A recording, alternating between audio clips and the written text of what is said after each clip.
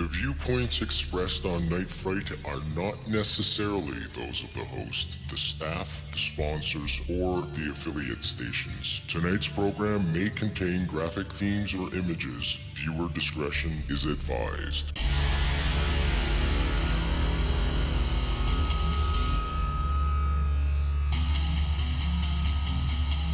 There is a time for question. There is a time for answers. There is a time to challenge. There is a time to speculate. There is a time for change. There is a time for truth. The time is now.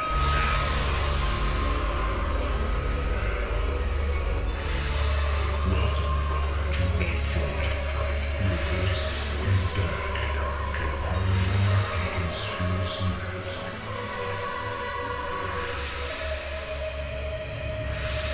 And now your host, Brent Holland.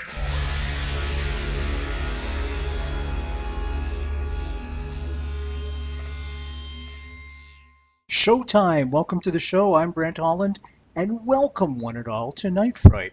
Get the coffee going, get the tea going, get a beverage of your choice going. The main thing is to settle in tonight, kick back in your most comfy chair. Have we got an incredible, true story for you tonight? Don't go anywhere, folks. This is going to be riveting. I want to welcome Thom Reed to the show for the very first time, and not certainly the last time. Thom, welcome to the show. Thank you for joining us tonight. Thank you for having me. Yeah, I really appreciate you having me. I'm getting ready for Contact in the Desert, and with that said, I have a completely different PowerPoint for Contact, and I'm focusing a lot more on Sheffield and Great Barrington. So I'm glad you started with that, because I think it's important that everyone really realizes and gets the true insight and the events accurate, because there has been so much media and television around this, and you go online and you see things about our case, and it's really becoming overly sensationalized.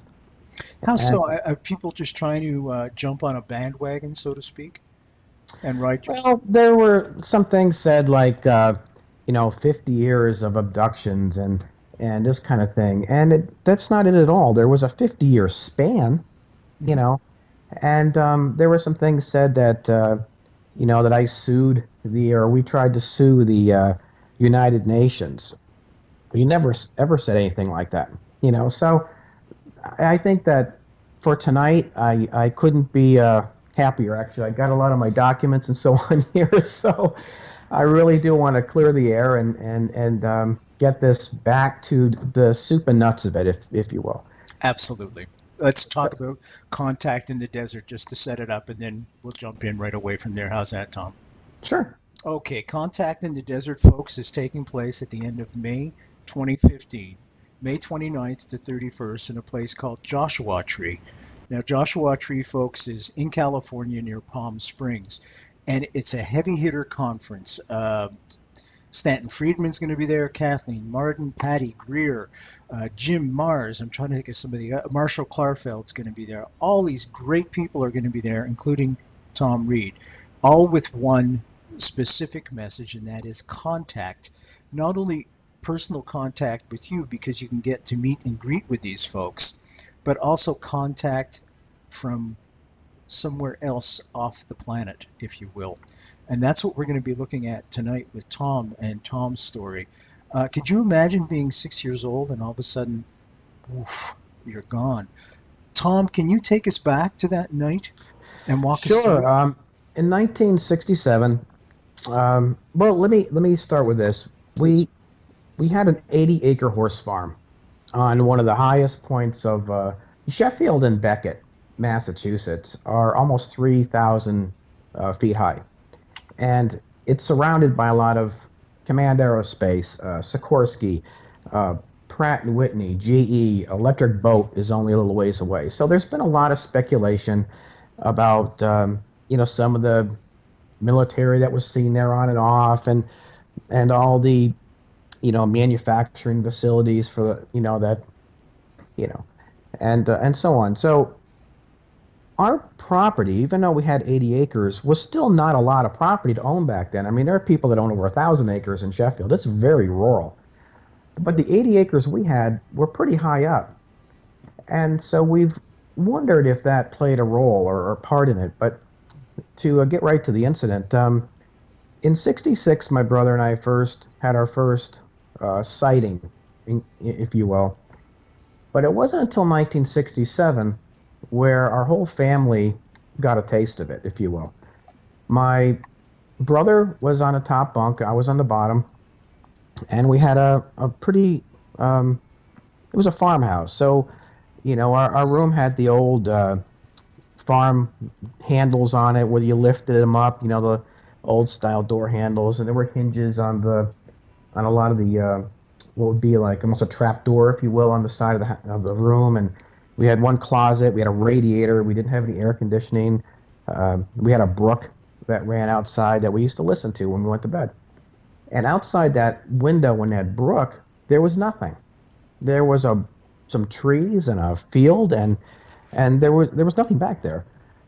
And so that night, we felt, and we've described this the best that we can, is if you were going out and it was a full moon, and you're going out with your friends, you're having a drink or something, and you just have that energy of a full moon. Well, if you were to triple that, so it was like 3 full moons, and then you add a little anxiety, and then there's like this electromagnetic vibe or something you feel in your skin. And then if you've ever been in a hurricane, where you've got that lighter feeling, that barometric change in pressure. So if you have this lighter feeling, you're more alive, yet you have like this weird tingling feeling. It doesn't sound all that disturbing, but if you felt that all at once, it was just like something was way off. And my brother was so nervous, he curled up. He told me later in like the fetal position in the corner of the room with his blanket, and I was focused out this window. Now I couldn't see the top part of the window because of the way the bunk bed hung, so I hung off the side of the bunk bed, and there was a ladder there, and I was looking between the ladder and around the ladder, and I was looking at this ring that almost looked like a hula hoop. Thom, I just wanted to tell you, every time you go like this on the microphone, all we hear is your scritchies. So if you could just try and avoid doing that. I'm sorry. That's okay, buddy. Yeah.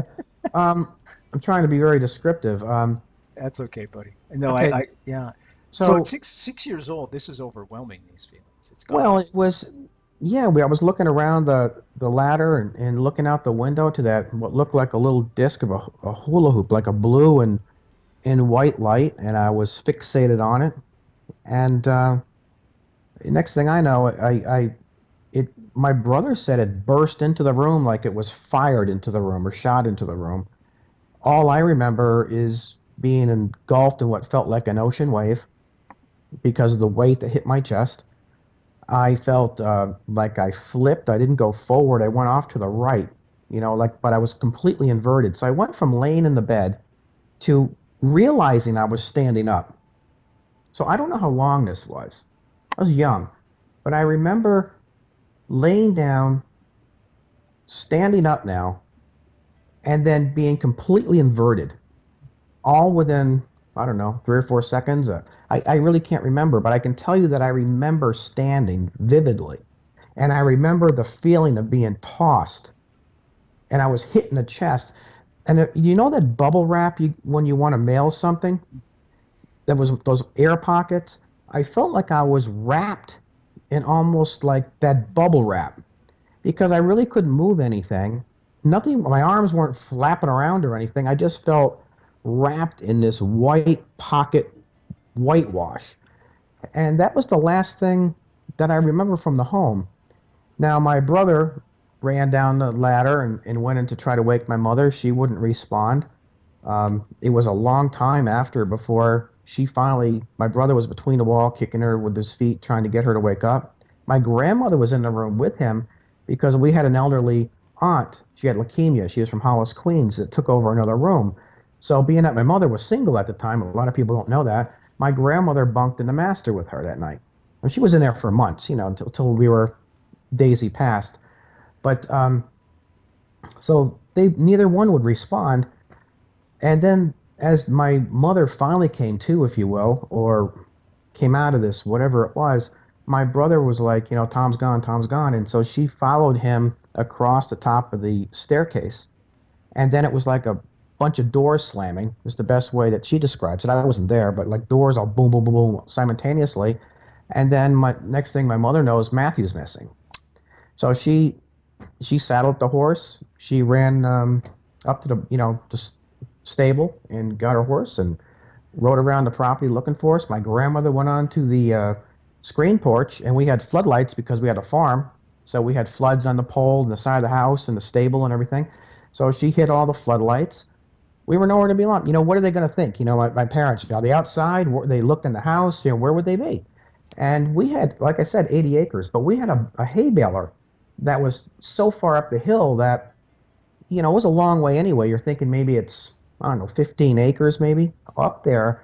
And that was like a no-pass zone for my brother and I, in case we fell off the horse or whatever. And my mother, you couldn't yell, So we were not allowed to go past a hay baler. Well, this particular night, I remember and I know how this sounds, but I remember seeing this craft that looked like a turtle shell, is the best way that I've been able to describe it. And I actually have a rendition of it right here running behind me. And this is basically what my brother and I saw, if you can see that. Is that big enough, or should I get closer? Or? If you can come closer, maybe by about a foot. Yep, that'll work. And there was a broken tree, or looked like a tree that made a V, almost like a wishbone. And there was a large rock. I'm going to say it was about 5 or 6 or maybe 10 feet high. I was little, so everything seems bigger to me. And it was almost like a boulder to the left. And we came down this little bit of a path, and it dropped off, and there it was behind this tree that split like a V. And we were, I don't want to say taken on it, because we were really engulfed, and we were just going with whatever this was. And it was the strangest thing, because, we've tried to make sense out of why we were so cooperative. Why were we going along with whatever this was? And later on, we've been able to identify ELF, electromagnetic fields. And they were actually on my brother's car later on, and Robert Blechman took it to the UN. That was one of the things that he found of interest. So we're wondering if that ELF stimulated the neurons, caused a calming effect, why we were so dead silent. And I think there's a lot of truth to that. So if that's the case, then we were just following instruction. And being young, we uninhibited, we just went with whatever this was. And I remember seeing this thing, and it was probably 15, 18 feet high. And I say a turtle shell too, because it looked alive. It didn't look chrome and polished like you see on the... No.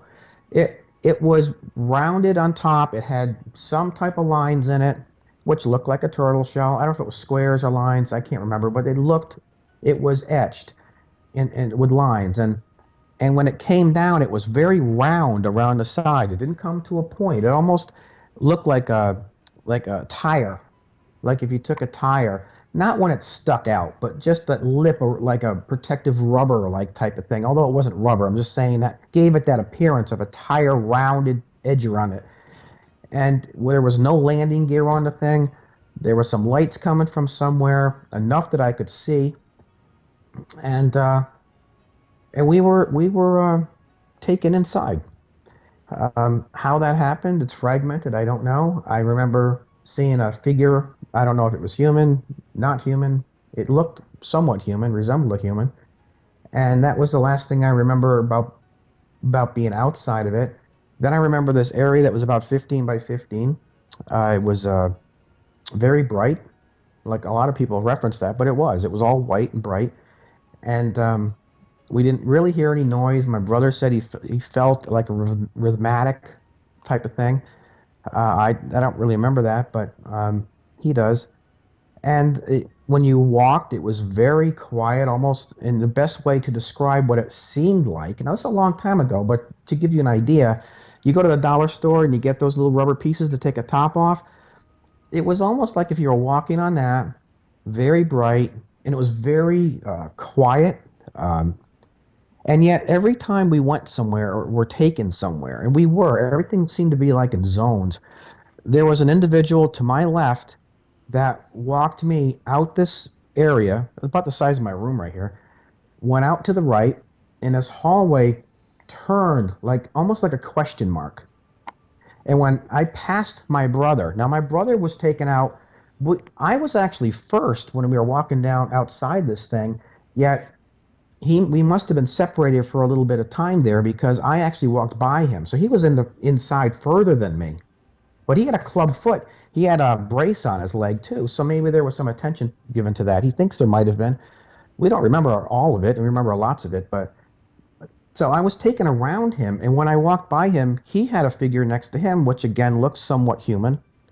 And when I went around to the top of this, or taken to the top of this thing, I was released. The individual went back, I don't know how far, but I mean, he left me, and then I was with this other individual, and I was standing in this darker area of this room that had a couple of tables that were very bronze, not chrome, bronze, almost like a brown, and and that's really what I can remember from being in that vessel.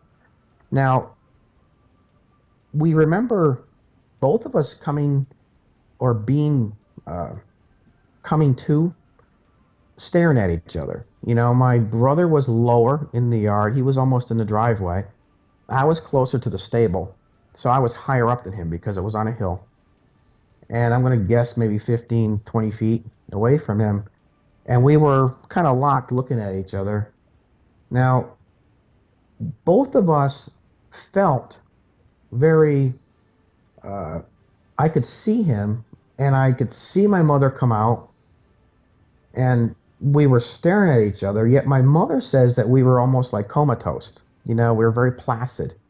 But we could see, but we weren't really moving or acting out or acting like children. We were very complacent and just kind of there. So our minds were working, but our bodies maybe weren't really responding. And so she took us in the house. She gave us baby aspirin, wiped us down with towels. My brother was playing with a soda bottle top, one of those tin soda Coca-Cola tops. My mother took us into the living room. We slept on the sofa, or I slept on the sofa. My brother slept on the love seat. And she started a fire. And she used to have those things you throw in the fire to make colors. I don't know if you remember those or not. And she tried to get us to help her throw those in. And we had a bellows, and she was trying to get us to, kind of, act normal and or come out of whatever this was. And that was 67. I mean, that's really what happened in 67. Now, that was so bothersome to my mother that she first started voicing that at the Village on the Green restaurant that we owned in town. And to give you an idea how small the town is, there's no middle school. You go from 4th grade to high school, and which is where we got into some problems. We're pretty small to be going into high school with a history like this. So my mother, pretty much she owned the Village Green, but my grandmother ran it, and we would go in right in with her early and have breakfast. We'd have whatever we wanted for breakfast, and it was kind of neat. Then I had that big banana seat bike, way back then. Yeah, it was kind of neat. And all the kids in town kind of hung out there because we were kind of known for like the 25-cent shakes, the coffee shakes, the ice creams. It was the only spot in town, really. I mean, you had a gas station, a church, a post office, a little tiny police office, I think, that wasn't much bigger than your closet. And I don't even think it had a jail cell. It was just to process paperwork and bring it to the other town. So it was really small. And there you had Silks, which was a shop there that sold, it was like a convenience store. And that was it. The school, a library, and there wasn't anything else there. It was pretty boring. But it was only moments from Great Barrington, which was a much bigger town, and just on the other side of Great Barrington is where Story Musgrave lived. You remember the astronaut? Story Musgrave, Arlo Guthrie, Norman Rockwell, Come on. and our family all lived within probably 10 miles of each other. That's unbelievable. By the Yeah. way, Story was just on 3 weeks ago. It's in the What's that? archives, folks. Story Musgrave was just on three Oh, is weeks that ago. right? Yeah, I'm gonna talk with him in contact. He might go back to Great Barrington and Sheffield with me this fall. Um, but anyway, so what happened? To really kind of give you an idea how this was for us. My mother started getting harassed a lot at the restaurant. They would come in, the bigger guys, the farmer guys, and if you want to see something out of this world, Nancy, well, we'll show you something. That kind of pig type thing, the unnecessary remarks. And it got to be to the point that my mother would always comment about this table of four that would come in and just be rude, and because my mother was trying to talk to people because she didn't really know how to deal with this. This is what happened, and I think at the time it was kind of like whispered, that she'd whisper it to her friends, but it got around, and it kind of, people were making fun, and there were sometimes my mother would tell us, I don't remember this, but she would say that there were people that blocked the door coming in, they wouldn't allow them to eat, and so the town was kind of divided. But then in 1969, which is how our case got inducted, in the first UFO case ever in the United States to be formally inducted as a true event, happened 2 years later.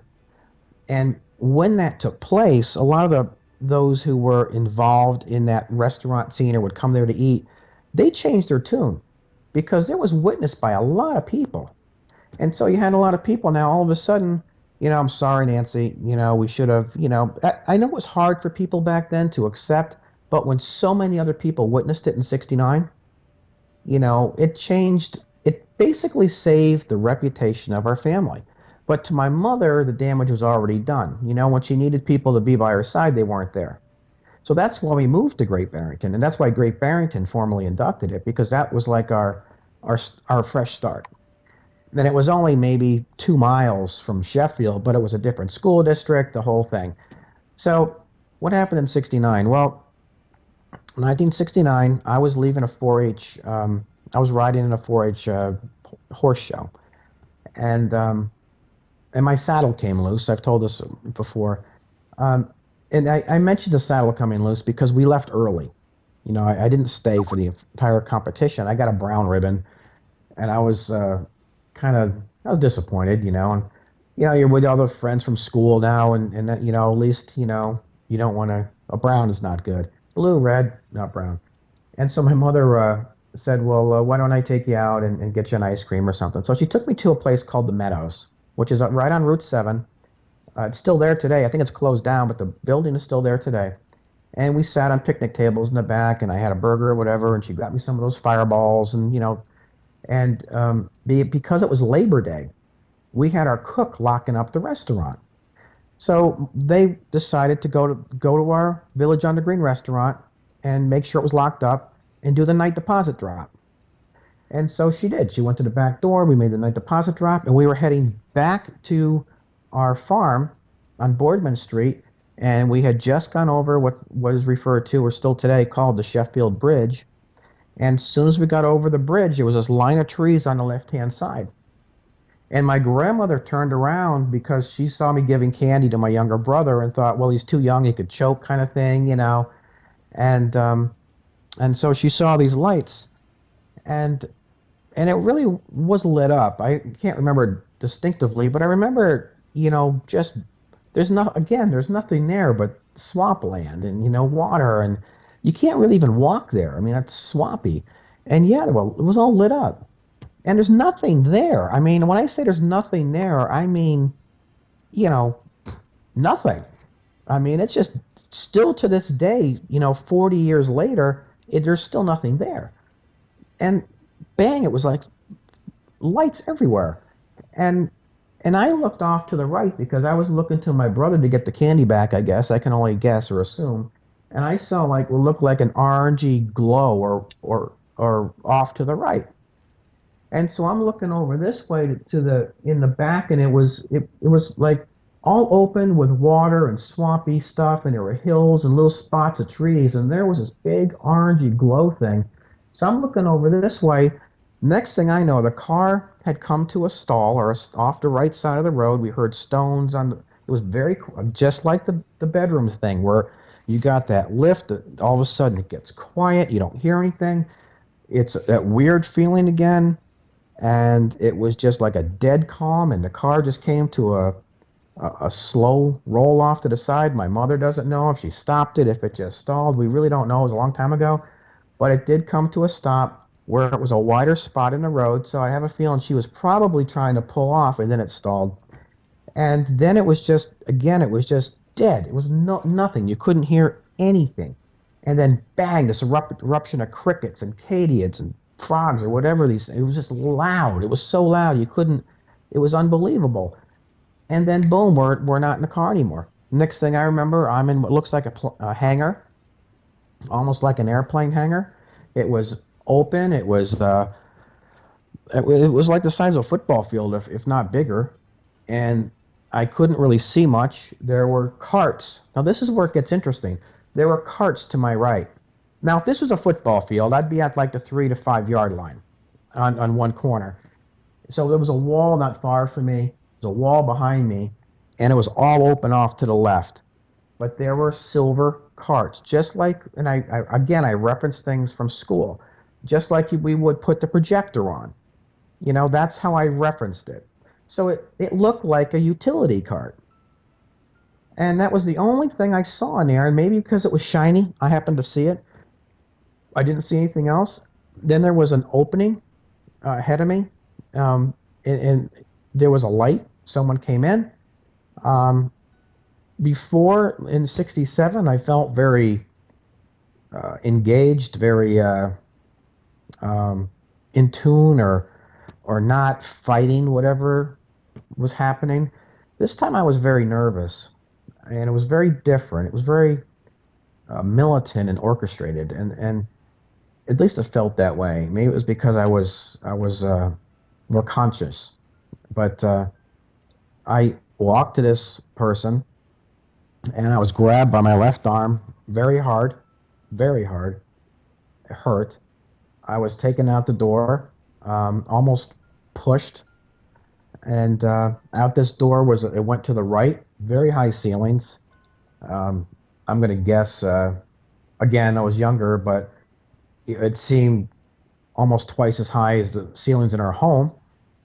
And I was taken out this hallway that went to the right.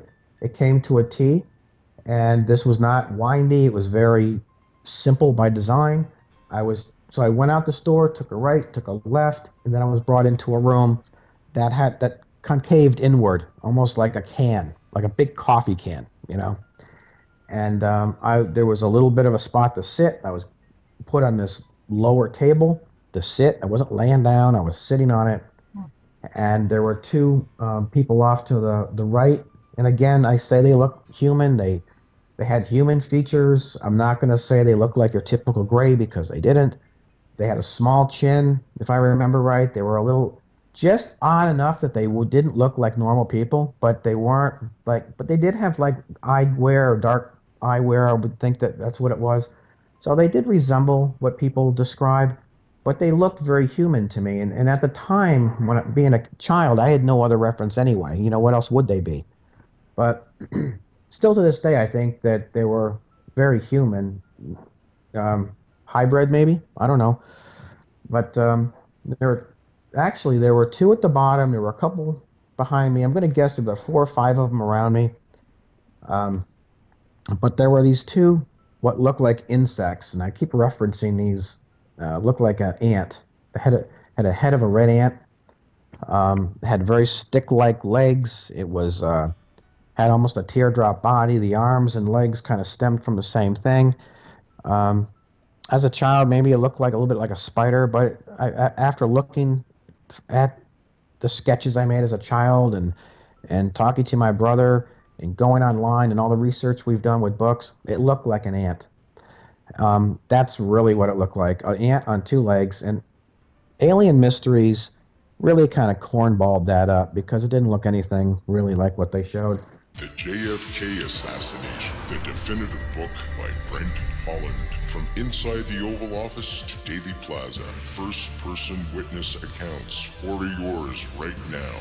nightfrightshow.com. I've got a drawing here of, if you can see this, the That's good. little, Actually, a little bit to your left.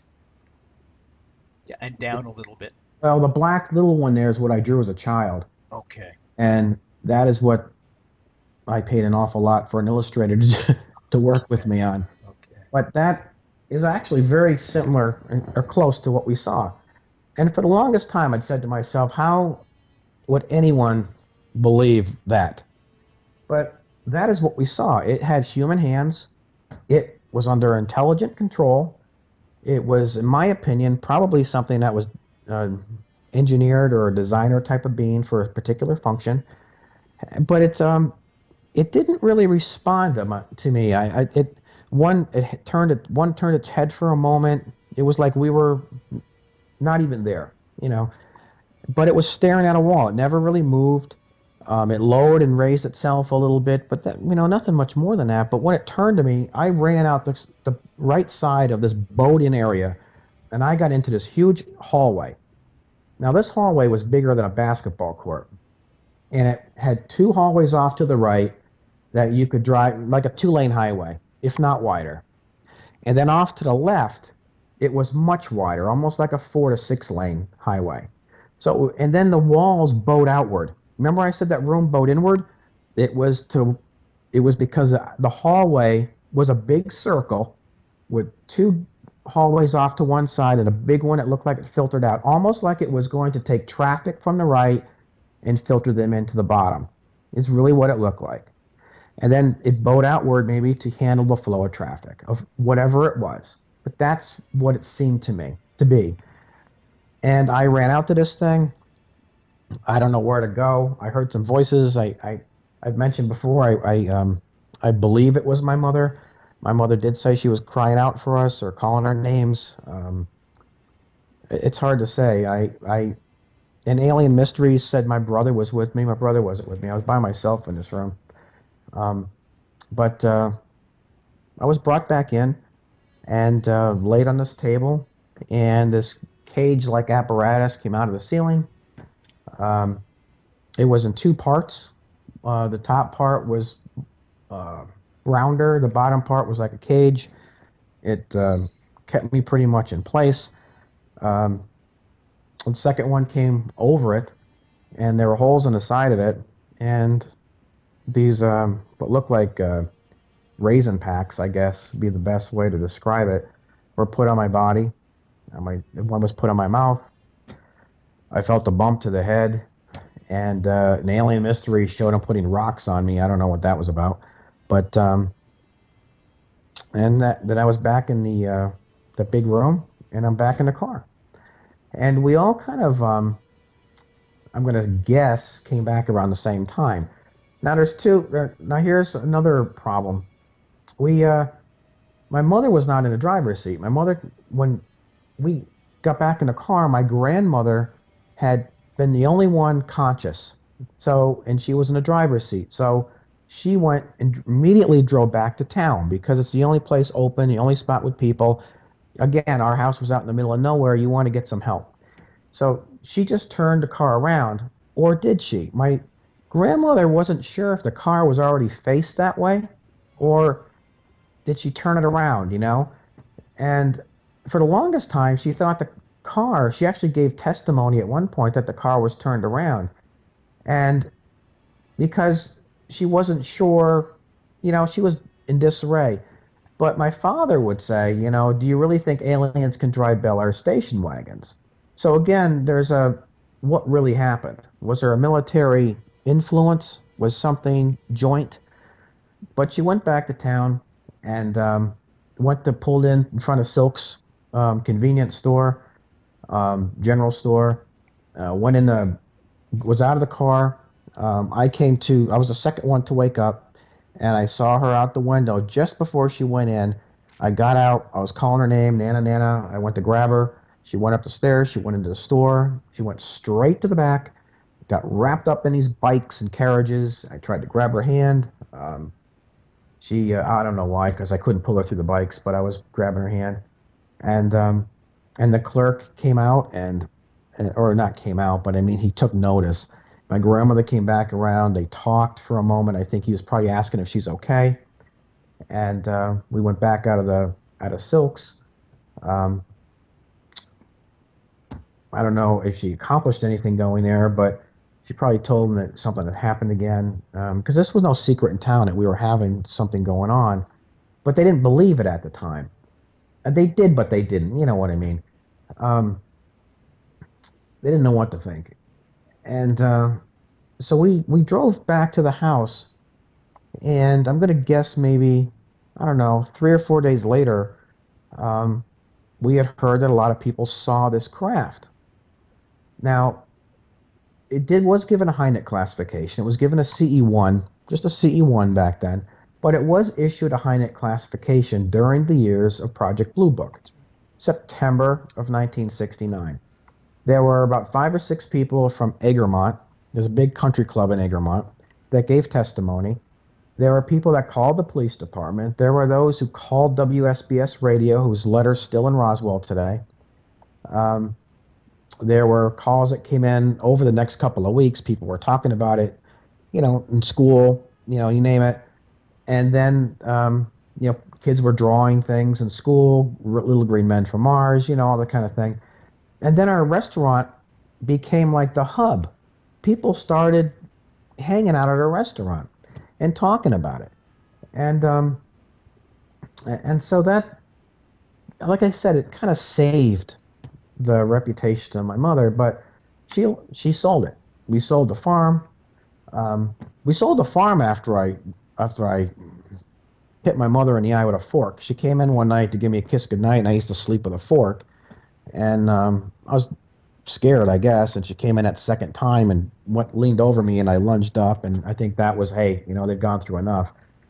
And so we moved to Great Barrington, and school was great. We had a good time there, where everything was pretty good. But of course, it wasn't far outside Sheffield, so there, the rumors were still there. People still talked about it, and because it went out on WSBS radio, which was in Great Barrington, the past stayed with us a little bit, but it was still a more upbeat, modern crowd, and it wasn't the farm, that farming community. And so anyway, when my father passed his bar, we decided to move to Connecticut, and he ran for office, and he did 2 terms, and he was backed by Senator Dodd, or he was endorsed by Senator Dodd.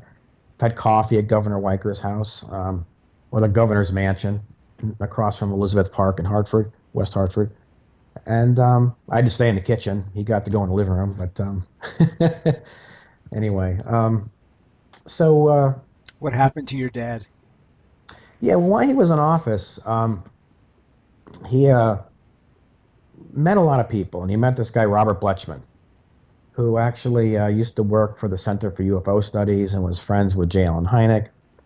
And so, even though this was behind us, and my father wasn't married to my mother at the time that it happened, he was a good friend. Kind of kept the peace at the Village on the Green as well, because he was a New Yorker. You want to take that to go, sir? You know what I mean? Then, shut up or you're taking it when you leave. And so he had a voice, and a nice guy, really good guy, good heart. And so he met Robert Bletchman, I think, at a mixer in Hartford at Hampton Inn or something, or Holiday Inn, and gave me his information. And come to find out, Robert Bletchman's office was only about half a mile from where I lived. I had a condo in Manchester, Connecticut, and his law firm was right down the road. And so on Fridays, I used to get out of work early, so I'd run over to his office and would talk. And I'd sit in his office. He had a big picture in the back of a UFO underneath water, which was a shot taken by an officer with a respected Hudson River Valley case. So he started talking about that and how he had something big coming up, and how my father had talked to him a little bit about what happened, and he wanted me to kind of, open up a little bit. And over time I did. And we got into, the whole thing, what exactly happened. And he found it really interesting about the barometric change in pressure and how, and the effects of the environment and how everything went quiet. And because he was working with Cash and Landerman, remember they had something with their vehicle, where there was something that went on outside. He liked that part of our case, and the fact that it was given a Hynek classification, or the craft seen performing acrobatical movements unknown to conventional aircraft over our farm. Now, our name wasn't Reed back then. It was Burroughs. But at the same time, because my mother got remarried, but it was our farm. And so we really found it interesting, and just said, I got something big coming up. Would you mind if I mentioned your case? And so we talked to my dad, and they're both lawyers, so as long as you don't tarnish the name, don't blast it all over the place. Sure, go ahead. And now my dad was out of office. He still had aspirations, I think judge of probate or something, but nothing major. And so Robert mentioned our case in support of others on October 2nd, 1992, at the United Nations. It wasn't in front of General Assembly. It was just in front of I think some of it was in a library. Stanton was there, Linda Morton Howell was there, and Bud Hopkins, our attorney, which we legally retained. There's a legal retainer for him, and so it got mentioned. It was 33-426 was what it was the main topic that these cases went under, which was an idea to have a unified agency of some sort that everyone could filter their information to and pull from. And that was the end of it. We thought, okay, it's over and done with.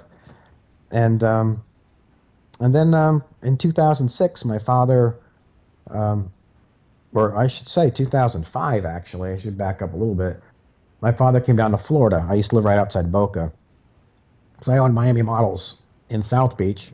And so my house was about 45 minutes outside Miami. And my father came up, and he also had a boat on Hutchinson Island, so we used to go out on the sloop.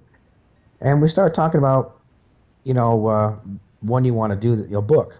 And because he always said when the time was right, we could talk about it. When time was right, we'd do a book. And so I kind of pushed him a little bit, we should do this, and we're not getting any younger, And so we decided that, yeah, why don't we? And so he had gotten a lot of information over the years, a lot of paperwork that was stamped 4 and 5 days after the UN address and with a red stamp, I don't know what he had. I mean, I still have everything, I think. I'm sure there was some things that I don't have, but I have a lot. I've got a good size, bunch of documents that he had. And everything from Sign to Project Blue Book to, the Ministry of Defense talking about this, and the Greece Ministry of Defense talking about F-4 fighter jets paralyzed to fire onto oncoming UFOs, all kinds of stuff. And so it's in black and white that this stuff actually, the government knows about it and has for a long time, because some of those documents go back to the 70s. And so anyway, I go to work after, I actually had gone to a MUFON conference and some other things in the area, and we're mentioning the book. I get hit by a tractor-trailer truck parked at a stop sign. I'm left for dead. I broken back, broken ankles, sewed my eye in, knocked my teeth out, broke fingers.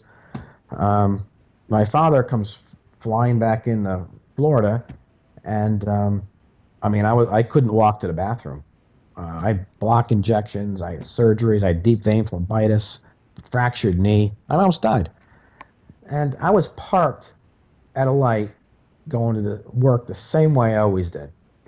And so anyway, while my dad comes in and my mother and everybody to stay with me for a couple of weeks, we decide, yes, we're, again, going to move forward with this book. So I started to push him a little bit. What else was I going to do? I'm laying there, right?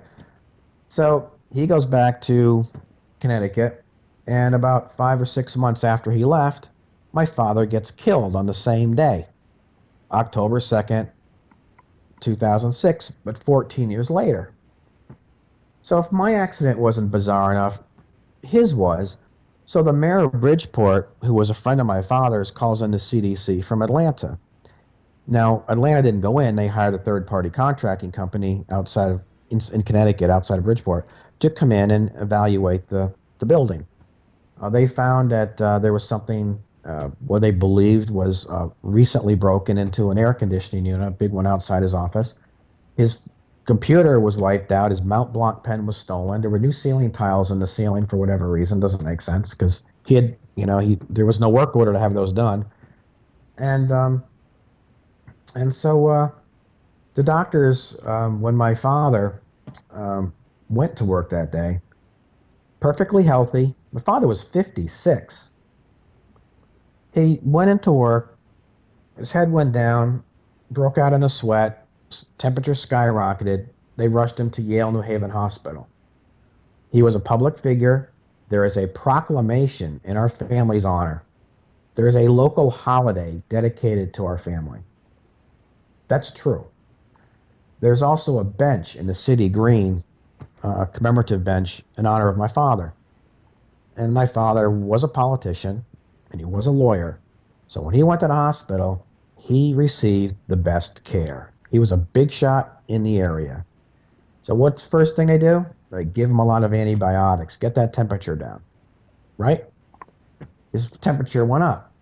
They gave him a different bunch of antibiotics, and it put him into cardiac shock, and he died. Now, he died because he had a rare fungus in his blood, undetectable until the autopsy. So when you gave him the antibiotics, you killed the good bacteria that would fight the fungus. His body couldn't keep up with it. It grew too fast. Next thing, he's got a tube down his throat. He can't breathe, and he passes. But on the same day. Now, if that wasn't bizarre enough, they condemned the building. The building's been shut down to this day. That building has not been reopened. And that was, 13, 14 years ago. Now, Bletchman supposedly died from natural causes not long afterwards. It's possible he did. But the doctor, Michael Buckner, who evaluated my brother, my son, and, was our doctor here, had gone public with some of what he thought was unique. He went public with it. And so Detective White, at the time Steve White was a detective, wanted to see if he would speak out on what he found, because I had taken a polygraph test by then, and that kind of thing. And he was actually, I asked him, I said, would you like to go to a MUFON conference and talk about it? Just get something going. Because I was very adamant about showing my father didn't die for nothing. And Michael Buckner wrote that my son tested higher than coincidental chance, that had showed signs of remote viewing. The marks in my brother's chest were very odd, that they were right over the thymus gland, where there's a thymus gland. There's a part of it that produces T cells when you're young, which is how your body starts to build its immune system. And there's a link to the right ear. And he had 2 puncture wounds behind the right ear, and 2 not far off from the thymus gland, right around the rib cage area. So if you wanted to hypothetically extract T cells, you could go right there. And if you wanted to get to the other side of where the T cells are sent to the brain or triggered for how much immune, it's the governing part that drives how much of the T cells and are manufactured and everything are here. So there was a connection between where the T cells were manufactured and those wounds. So he writes a statement or two, or doctor's, review on it. And Tom, we only have 4 minutes. I just wanted to let you know. I'll wrap it up. So he writes this letter on September 15th, 2010. And Michael Buckner is found dead on November 12th, 8 weeks later. So I find, they say if you look for something, you're going to find it. But to me, there's a lot here. There's a lot here. And I encourage people to look into it. I mean, so when you have all these facts, the witnesses, the polygraph test, the police, all the people that saw this, the medical records, what happened with my father, that's how our case ended up getting inducted as the first UFO case in history. This is the Berkshire paper, our case being the very first case ever. It was the cover of the Boston Globe. There's the Boston Globe. I mean, this was investigated by historians. What do you think has gone on? Do you think the government has been involved in? I think that a lot of people say there's a tie between what we saw as an ant in the old ant, the myths or stories of the ant people. I used to rule that out, thinking, oh, this was just genetically engineered. And I think something was exchanged in our family because my son does test abnormally high on things. I mean, you can't deny that. There's school records to prove it. So if something was extracted and or mutually exchanged, it would explain why our offspring seem to be so, I don't want to overstate this, but my son's testing superior range, way above gifted. And that's with 2 schools and a third-party test. So there's something there. So I do okay, but I don't have the IQ or the intuitive side that my son does, just like my brother and his children. So maybe there was something genetically enhanced or altered, or there was something there. If that's the case, then that would explain what we saw was genetically engineered, which also would make sense that maybe back in the day, that's how we had the ant people that people reference today. Maybe there is a connection to that. What I saw was not, in 69, was not what we saw in 67. What we saw in 69 looked very industrial, very military. Did any of those beings that you saw in 69 resemble firemen? I'm sorry? Did any of those beings that you saw in 69 resemble firemen? Firemen? Yeah. No. Like, they look, no, they, the beings that we saw, they were wearing pretty much white, off-white. They had a small chin. They really looked like maybe Orientals without any hair. No eyebrows, no hair, small chin, lanky, but strong. When they grabbed my arm, that was strong. There was some strength there. So, again, I would say that yes, there was probably a military, some type of privately funded government agency. I will say one more thing. There's been a lot of talk about the Nike missile sites back then and the Minutemen sites, and they're all over New England in the mountains, but no one ever sees them being buried. Also, we're all Rh negative. Now, back in the 60s, O negative blood, me, I'm O negative. A lot of my family members are O negative. It was the only blood tracked by the U.S. government because it was the universal donor during the years of Vietnam. So here we are. We got the only blood type tracked by the U.S. government, which is O negative. A lot of people feel that that's a universal platform for something that's being done or genetically for genetic engineering with respect because it's universal, and here we are surrounded by military manufacturing facilities, and what we saw was definitely genetically engineered. I mean, it's, to me, it's pretty. It's a no-brainer. Yeah, no-brainer. Yeah. Folks, we've been speaking with Thom Reed tonight, and he just told us his extraordinary experience and story. www.nightfrightshow.com. As always, folks, just click on tonight's guest picture. That'll take you right to where his website is, where there's a wealth of information there, and you can get in touch with him through there. Don't forget Contact in the Desert. We have like 15 seconds left. There's something over your left arm I'd like you to show people. Oh, the guitar? Yeah. Yeah, that's actually not mine, but I do have my own guitar line. It's actually over here. I wouldn't have time to get it. Okay. But there's the music, so we gotta go. Yeah. But thank you so much, Thom, for coming on the show. I'm Brent Holland from Night Fright. See you all later.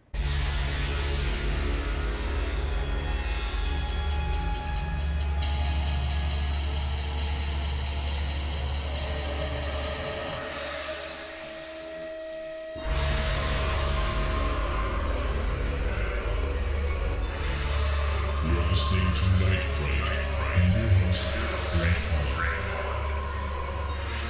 The time is now. Your voice in the dark for paranormal and conspiracy.